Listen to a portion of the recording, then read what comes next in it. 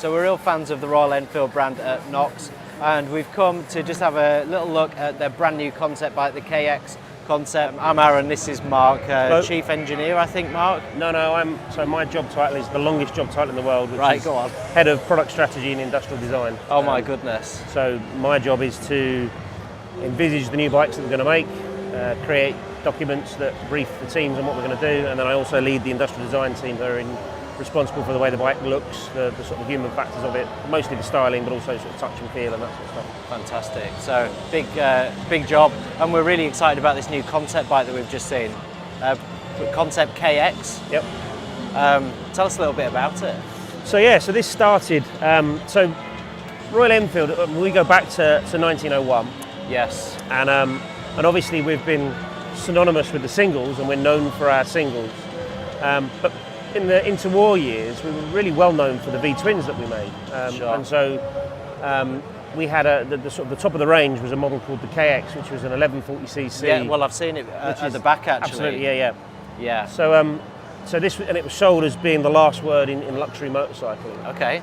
And we bought one a little while ago for the UK Tech Centre. So we have a little collection of classic motorcycles, classic Royal Enfields.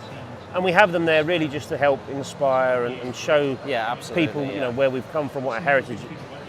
And so, walking past it every day, seeing it every day, it's got this wonderful proportion. It's got these 19-inch rims and this very kind of flat and low look to it.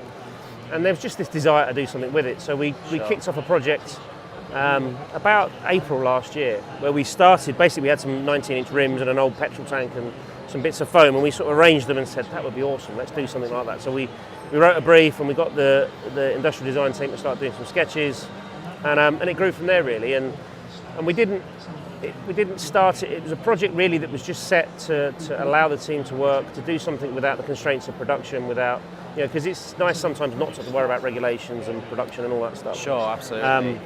And so we basically kicked the project off. We did a fairly intense sketch program. We had a couple of sketch directions, and then moved into clay. Okay. We developed a clay model. We did two halves. Okay. So two slightly different concepts with the same idea, but two different directions. Okay. And then on the back of that, we started building the model about, 4 months ago.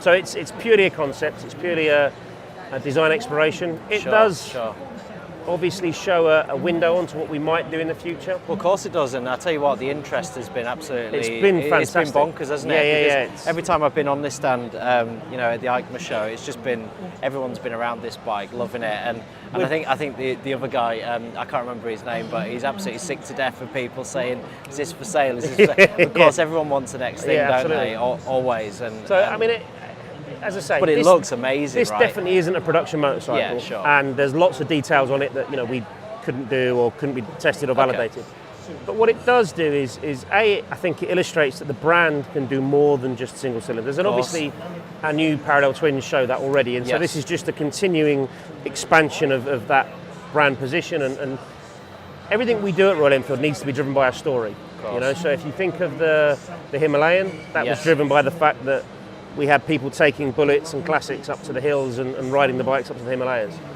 The twins, we did that because we had this wonderful Interceptor in our heritage, and we have this wonderful Cafe Racer backstory.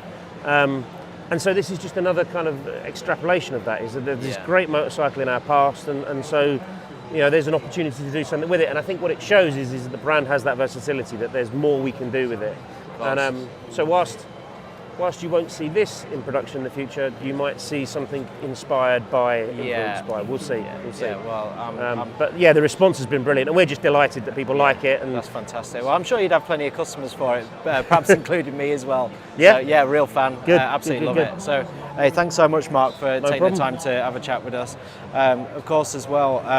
We've got the Interceptor and Continental GT 650 going to start going out to public. I think next week you said they're going. That's right. So they're starting shipping. So they've got 8 weeks on a boat, I think. So we'll start seeing them. The first demo bikes will be in stores in around about January time, and in the UK. In the UK, and customers will start seeing them in February. Is the plan at the moment. Right. So exciting times. And obviously, so we've made the price announcements on those, and again, that seems to have gone down really well. We've had I think people were expecting them to be a bit higher, and we're really keen that Royal Enfields are desirable, and hopefully we've Yes. nailed that. Everybody's seen the bike and thought Yes. this is great.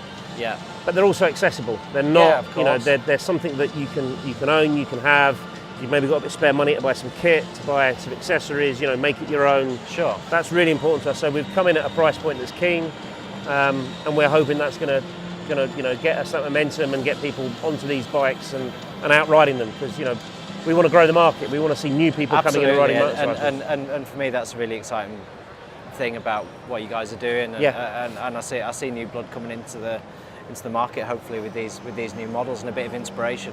I'll tell you what, when we took out the Classic 500 earlier in the year, we were testing a few bikes at the same time, and you know everyone bypassed the other bike that we had, which was a really good looking bike. Always went to the Classic. And there's something brilliant fun about it. I mean, there is, yeah. You know, they're not demonstrably, I guess, you know, in terms of numbers. There's lots of other bikes that you could say, well, this is a better bike because it has makes a more higher power or exactly. whatever, you know. But in terms of outright character, in terms of Yeah. something that puts a smile on your face, the Classics Sure. are brilliant for it, you know. And Sure. get a couple of people on Classics together, you can have a load of fun. Gosh, you yeah, know? that's really great. Yeah. Okay, well, thanks so much, Mark. Thank Really you. appreciate it. Brilliant, thanks And, very much. Cheers, buddy. Brilliant.